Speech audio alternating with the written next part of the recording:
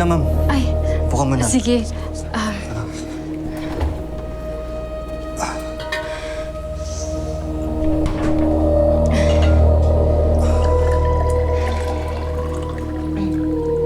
Tubig po.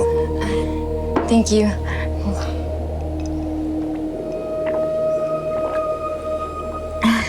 Ano po ba yung gusto niyong sabihin?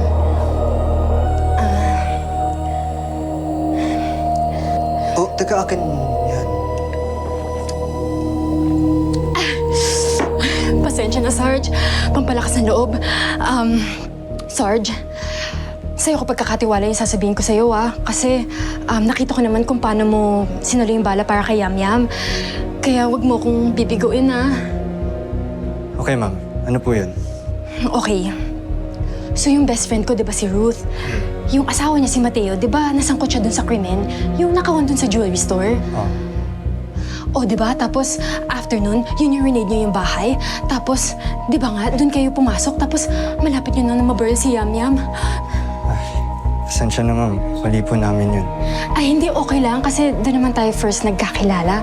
At saka, pak na pak nga yung first natin na meeting, Ay, sorry. Anyway, so, ayun na nga. So, after nyo na-raid yung bahay, may nanloob dun sa bahay nila Ruth. Wala nga silang hinanap, wala nga silang ninakaw. Parang may hinahanap lang sila, At nakita ni Yamyam. Nakita niya ba yung itsura? Hindi ko nga alam, Hindi niya nakita, Pero may theory yung bata. Kasi, ang feeling niya na yung nanloob dun sa bahay nila, yun din yung sangkot dun sa jewelry. Wala nga kasi silang hinanap. Tapos, si Yamyam may nahanap na kwintas. Quintas? Oo, kwintas. Ito,